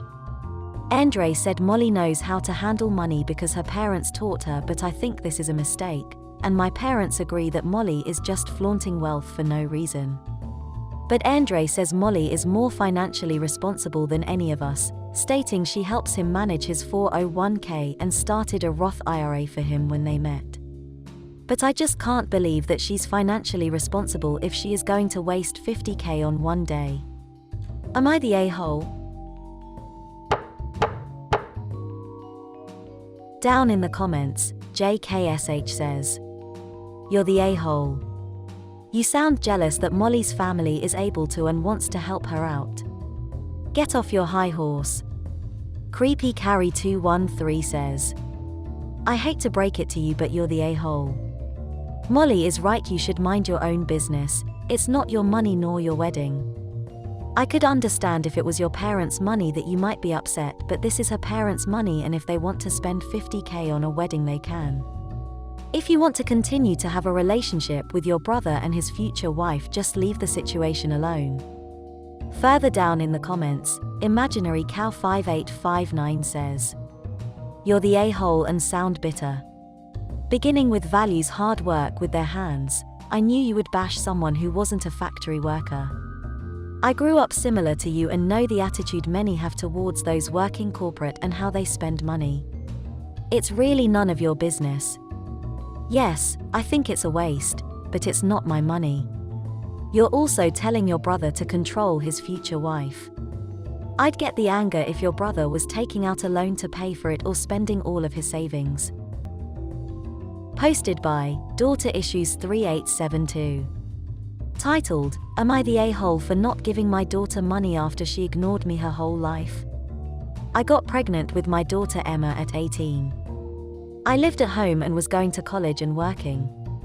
When I got pregnant, my parents kicked me out and I had to move in with my ex. I dropped out of school and quit my job to take care of Emma because my ex told me he would support me. When I was 22, he was 24. He graduated law school. He told me I had to move out because he wanted to find a wife. My parents had forgiven me, so I moved in with them. We didn't have a court order, but we split custody pretty much 25-75, with me having more time. When Emma was 6, he married his now wife. She couldn't have any more kids and wanted Emma and her daughter to be sisters. Over the next 3 years, Emma spent less and less time with me. She'd throw a fit if I tried to pick her up. They gave her things I couldn't. When she was 8, she told me she hated me. I never blamed her for the lies her father put in her head, because even though I lived at home, I was in college and working and did my best to provide for her, but obviously they could do more. They took me to court when she was 10 and surprise, the lawyer and his doctor wife with their $1 million home beat me in court. They painted me out to be this horrible parent and Emma backed them up. They got primary custody and I got visitation. But Emma refused to see me. I gave her money and gifts. But she didn't want me in her life. When I was 30, I met my husband. He is the most amazing man I have ever met. He's seen me struggle with this and been very supportive. He has a daughter Emma's age and a son who is 5 years younger. They lost their mom and were very welcoming and loving. They treated me like their mom. Emma made zero efforts to get to know my husband and stepkids. Emma and stepdaughter just graduated high school this past May, and my parents also recently passed and gave me their estate since I am an only child. I have decided to pay for my stepdaughter's entire college tuition and buy her a car, pay for an apartment. Emma contacted me a week ago and told me she missed me and wanted to see me. This shocked me, seeing as we haven't talked in a year. We met up and she told me she heard my parents died and asked if she could have some money to pay for college. I was shocked and said, "Well, what about your dad and his wife?" She said, "My mom and dad want me to pay for this on my own to teach me responsibility, and I believe I am entitled to money seeing as you ruined my life." I was very hurt and told her, "After years of ignoring me and telling me I am not your mother, you demand money from me. I am not your wallet. My husband is telling me what I did was right, but my ex is telling me I'm a piece of shit and I owe this to her. My stepdaughter feels bad and offered her college money because my daughter and her friends have been harassing her." I said, "Absolutely not, that is your money. Am I the a-hole for not giving my daughter money after ignoring me her whole life?" Down in the comments, Car Trouble ABC says, "This seems like one of those stories where the two sides would tell very different versions. Everyone is biased in stories like this. I would be interested to hear how Emma described the scenario. Her upbringing, for instance. But taken at face value, based on what's here, not the a-hole." Animal Lover 38 says, "I'm always shocked at how this sub can be both optimistic and pessimistic on the strangest things. I've seen posts where the top comment is basically sue and it's over something like $20 or someone picking flowers for the first time off of their bush. But when told two very wealthy people, one of which is presumably infertile and thus unable to have her own kids but was neatly presented, one who already disliked their mother, sued for custody, and won against a woman who had no college degree and lived with her mother, there's obviously something else going on. What? There's no way she hated you because you were poor. Excuse me. Have you not seen the hundreds of posts on here about that exact situation? One parent showers the kid in gifts so they want to spend more time with them. She has to have a reason for hating you. Ah yeah, it's called dad talked smack about mom and while giving her things to make him seem like the saint. As for those thinking there's something else you're not saying because of the comment she said about harassment. Did you not think she was maybe talking out the messages Op sent in an attempt to talk to her daughter? She was obviously continuously spoiled in order to be bribed to stay with her dad and stepmom. It's not that far of a stretch to think she's entitled enough that she genuinely thinks she'll be able to sue her own mother for trying to be a mother. The only thing I think is weird is that her dad said he wasn't going to pay for college so she can learn to be responsible, but then is now getting mad at Op for not paying for her. Like what? That defeats your whole point. Further down in the comments, MineEfficient4043 says, "Not the a-hole. Poisoned or not, that relationship is dead. While, yes, she is your biological child, she's not your daughter. Your ex and his wife made sure of that. Because of your limited contact with her over the years, she's going to think of you as a wallet and use the manipulation skills of her parents to get what she wants. You did the right thing. Not the a-hole and stay the course." Now on to the next story. Posted by Willing Occasion 501. Titled, "Am I the a-hole for mom shaming my sister? My 28 female sister and her wife 32 female, 33 female have 3 kids, 12 female, 10 female, 7 male. All 3 kids are unschooled, basically meaning they don't go to school or homeschool. My sister had undiagnosed ADHD until college and was miserable in school, so she said she didn't want to put her kids through that. My sister explained it as letting them learn naturally at their own pace without it being as rigid as attending traditional public school. Sounds great on paper, except that my sister's kids don't do much of any actual learning or anything at all. My nieces attend dance classes and my nephew plays soccer, but that's basically it. Whenever I go over there, the kids are either glued to the TV, running around doing whatever, or playing computer or iPad games. I know my oldest niece is at least literate, since she's developed a thing for writing short stories, but if the younger two have ever even so much as read anything that wasn't a restaurant menu, I couldn't tell you. At the end of the day, they're not my kids and it isn't my choice to make. It's still worrying though. As my own son is getting close to school age, my sister has been bugging me on doing the same with him. I don't know why she thinks I'd go that route, seeing as my son has probably learned more in daycare than any of her kids have in the past few years. Yesterday, when this was brought up over the phone, I told my sister that me and my husband both work, so it's not feasible. She offered to watch my son during the day if that was the case, since she's a stay-at-home mom. I had to give it to her straight. I think she's setting her kids up for failure by not giving them a proper education, and I'm not going to do that to my son.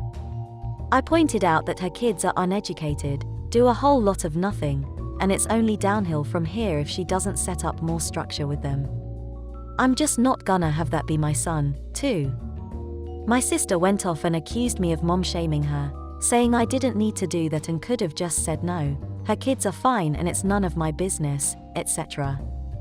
She hung up on me and I got inundated shortly after by texts from her wife basically saying the same stuff, saying I'm horrible for talking about my sister and their kids like that. Now even my mom has gone against me, saying I have no right to treat family like that and how could I talk about my own nieces and nephews that way? Am I the a-hole? Down in the comments, is this real life 2015-20 says. Not the a-hole. Technically she could be brought up on educational neglect. Homeschooling means following an accredited homeschooling program so that when the kids are of age they can actually say they completed school and either go to college or get a real job that requires a high school diploma. Don't feel bad, the truth hurts. Nefariousness Glum 424 says. Not the a-hole. This is something she should be shamed for. Her kids are going to have an awful time when they need to be productive adults or even just trying to make friends at their same age or education level. This is the basic responsibility of parenting, is to raise a self-sufficient adult.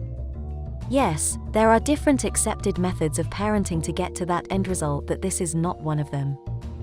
Further down in the comments, Purple Weasel says, nobody loses their kids for educational neglect. At worst, the mom might be required to put them back in regular school, and even that is pretty unlikely if they can pass some basic tests. CPS is incredibly understaffed and underfunded, and can barely handle cases of actual physical abuse. There's no way they would have the resources to deal with something like this.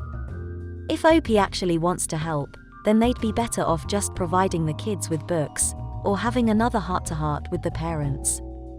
But if they want to punish the parents, then they are probably out of luck with CPS. Now on to the next story. Posted by Firefox 2017. Titled, Am I the A-hole for how I punished my stepdaughter for flushing her sister's spices down the toilet? I, male 42, married my current wife when my daughter 16 was 4 and my stepdaughter 14 was 2. They grew up as if they were blood siblings, with occasional disagreements and jealousy issues, mostly from my stepdaughter. 2 days ago was my daughter's dog's 3rd death's anniversary. Usually, at that time she'd rather be alone to write poems or look at pictures of her beloved dog. This year she asked me to go with her to visit his grave, which is located in her grandparents' farm. My wife appreciates my daughter's need to have time alone, but my stepdaughter wanted to come with us though she wasn't close to the dog. My daughter refused to let her come and only wanted me to go. My stepdaughter threw a fit and insisted on coming. I sat her down to explain her sister's need for space that day. She stopped after that.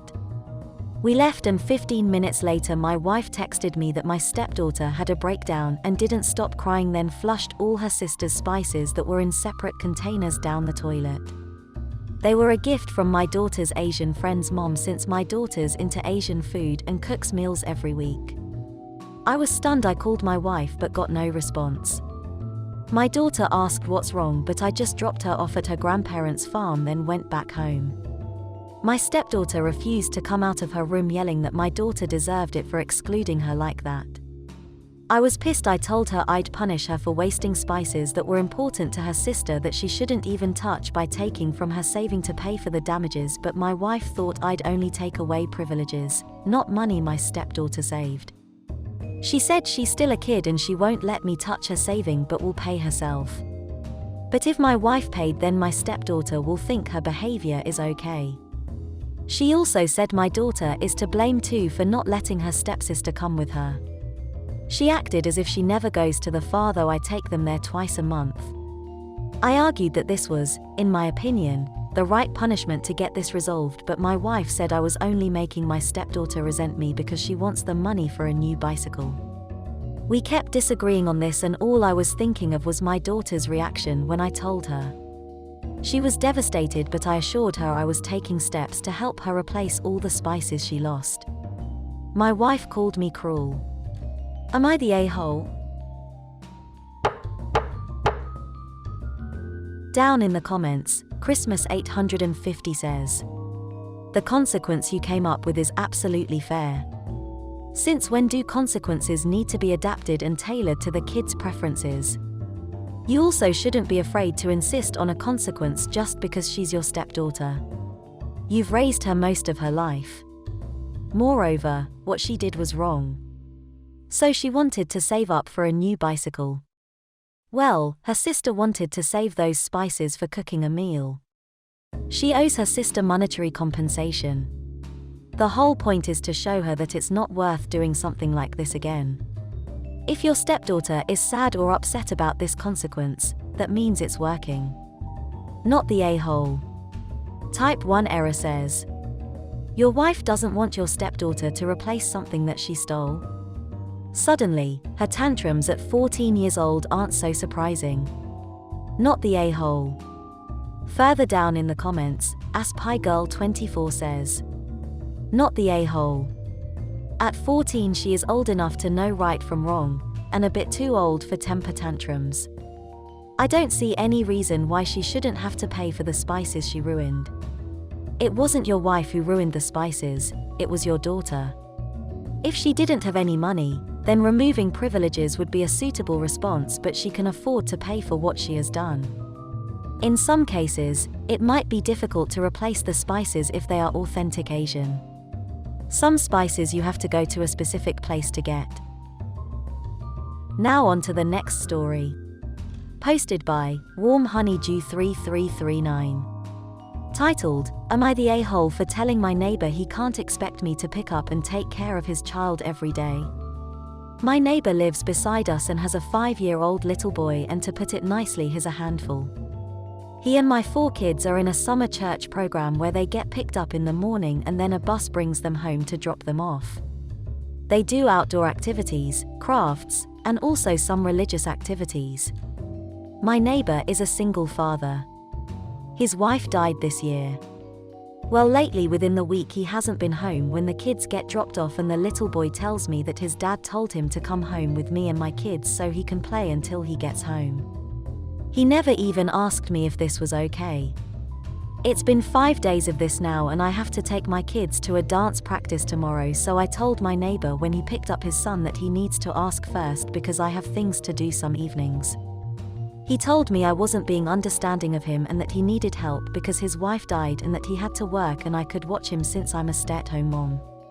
I told him that I was trying to be helpful, but I couldn't be expected to watch him every day because some evenings we have prior engagements and he needed to call a babysitter. He said he couldn't afford one and that I'm putting him in a bind. I apologized, but he's angry and told his son that I just didn't want him there and stormed off. Am I the a-hole? Down in the comments, Zorga says, not the a-hole. No one can expect someone to just take care of their own kid like that.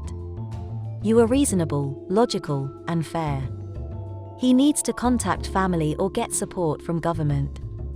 Abby Burb says, okay. Definitely not the a-hole. He has overstepped so many boundaries here. He's using, taking advantage of, and trying to manipulate you. It would be a different thing if he first asked you like a normal non-a-hole person would do. And you had the option to accept or not. I'm sorry his wife passed away, but that does not give him free rein to play the sympathy card to get whatever he wants. Further down in the comments, Catherine Lena says, doesn't this qualify as child abandonment or at least neglect? He didn't even check to see if OP would be home before sending his kid to her house multiple days in a row. What if she had afternoon activities for her kids that first day? Would the 5-year-old have just been alone for hours? Stay-at-home mom doesn't mean stays at home every second of every day, let alone free neighborhood childcare without notice or any communication. Not the a-hole OP, and honestly, consider calling CPS. I get that he's having a hard time dealing with the death of his wife, but this ain't it. Now on to the next story. Posted by Leigh.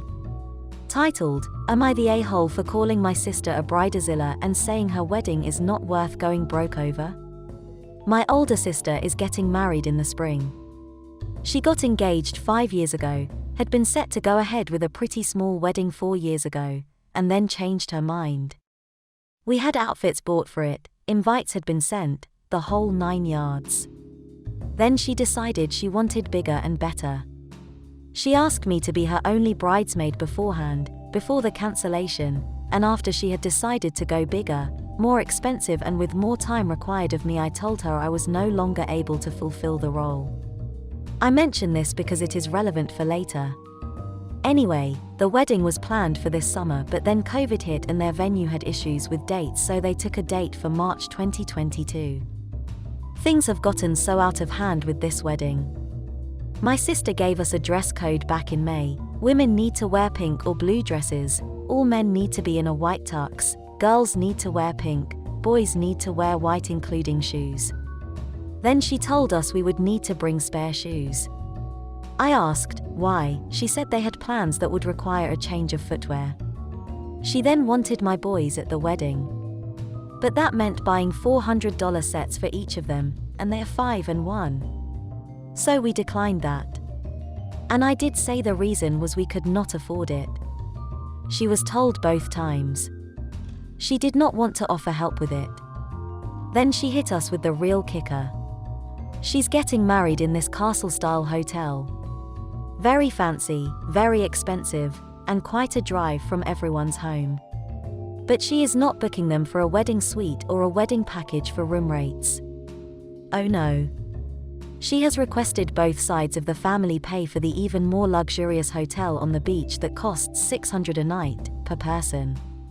And to get a suite fit for a family because they don't provide suitable furniture for kids to sleep on. She wants us to stay there because she booked a photographer to take photos at 8 a.m. the morning after the wedding on the beach the hotel is on. So we would also need to be up early for photos the next day. My husband and I cannot afford it. It's a huge expense. My sister said we were being unreasonable. I said she was being a bridezilla. She told me it's her wedding, a once-in-a-lifetime event, and I should do this for her. I told her I couldn't.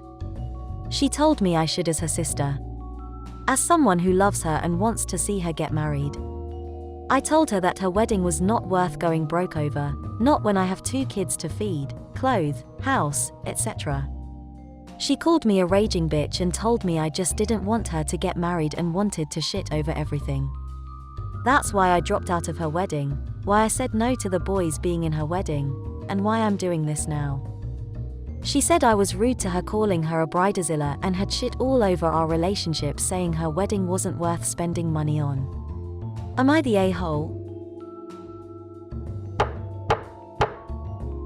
Down in the comments, New Red Spider says, not the a-hole. What's her problem? You literally can't afford it yet she's still having an attitude. Her childish behavior just proves that she's not worth going broke over. Who would force their guests to pay that much? It's ridiculous. It's her wedding, not yours, so you're not obligated to pay that much. Avast 2006 says, not the a-hole, it's my once-in-a-lifetime wedding, and therefore I have the right to bankrupt you in order to get my fantasy down to the last detail. Yeah, no. I can't afford that is always a valid reason to decline. Further down in the comments, Caucus Aurelis says, definitely not the a-hole. Your shit show of a sister expects everyone's lives and time and finances to twirl around whatever new idea pops into her head. You have a family of your own, and you are correct to set boundaries around it. Maybe apologize for calling her a bridezilla. But your decisions are not wrong at all. Now on to the next story. Posted by Tall Alfalfa 3192. Titled, Would I be the a-hole if I stopped maintaining my garden so that my neighbors could sell their house? So I live on a country road. I only have 3 other houses around me, 2 across the road and 1 next door. My neighbors is a new build, a beautiful big detached 6-bed property, with immaculate lawns, etc. Mine is an older, smaller country cottage. My neighbors are selling their house and apparently, their estate agent told them that my house was lowering the value of the property. Not implying they're lying, but I don't know if this is exactly true. They asked me if I would spend some time and money just making the front of my house look a little more attractive so they can sell. By the way, we don't have a relationship. I've sent them a card and vouchers every Christmas and they've never so much as said hello. To be honest, my house isn't exactly the neatest. My dad cuts the grass for me about once a fortnight, but when it's due it can get very long. I personally don't mind this. In fact, it attracts bees and butterflies, and I like it. The paved areas are always weedy, and I live right beside the roadside that's busy with lorries and tractors, so everything's covered in dust and dirt. Again, personally, I've never cared as I only see the front of the house for a fleeting second when I'm driving past. After they spoke to me I was embarrassed, so I went out and bought hanging baskets and some window boxes. I filled them with cheap flowers, but altogether I think it came to about £80 for pots, baskets, plants, compost, weed killer, etc. I pressure washed the windows and front wall, and it was all looking lovely for about 2 weeks. And then it got dirty and dusty again, The plants all look great, but it's impossible for me to maintain the lawn and weeds, and keep it looking like that every week. I'm a single mum, I have 4 kids and I get very little help or support. My parents do what they can, but I'm already exhausted and overwhelmed with housework and everything I have to do to keep our lives ticking over. I'm also a full-time student and try to spend my spare time working on my projects because I'm getting firsts in my modules and want to maintain that. These things are eating up all my time, yet I feel like I have to spend every free minute keeping the front of my house immaculate for my neighbors' sake. It's making me anxious, exhausted, and I feel like I'm being looked down on by my neighbors and their potential buyers. Would I be the a-hole if I just stopped and let the house look however it looks? Down in the comments, Babs Garcia says, "Not the a-hole. Stop. Go to them and say directly and say, I've been doing a lot of thinking since you approached me about my yard, and while over the years we did not become friends, I at least reached out at Christmas with cards and vouchers. Yet the only time you've reached out to me is to ask to help you sell your home by doing more work in my yard. Did you know I am a single parent of 4? Did you know I am on a fixed budget? No, because you never got to know me. Yet I am so kind that I have spent money, time, and sleepless nights over the last several weeks trying to keep up appearances for you, the same people that have ignored my family's existence for years. Frankly, I am finished, and honestly, you should be ashamed. If you'd like to pay for someone to cut my grass or do some other yard work, put up a natural barrier to the road to stop the dirt I can't control from landing all over, you are welcome to do so, as long as I have the final say on anything beyond cutting the grass. Otherwise, my yard is what it is. Best of luck and have a nice life." Koala Lover 97 says, "I wouldn't upkeep it just for their sake. It will only mean someone buys the house thinking it's like that all the time and then complains when it isn't. You've got more important things to be thinking of, and you did get flowers and things, so you shouldn't be breaking your back every week so they can sell their house. If people looking around the house don't like it because of your house, then I'd say it's better off they don't buy it, and that you don't give anyone a false impression." Further down in the comments, L8 Ego says, "Not the a-hole. If they are so concerned about how the front of your house looks, they can damn well do it themselves. Stop worrying about it and get on with what's important to you. Sounds like you are keeping to a reasonable standard anyway." And that's all for today. Feel free to share whether you agree with the verdicts down in the comment section. Also, let me know what other subreddits you want me to cover. Don't forget to like and subscribe. Until the next video, bye bye.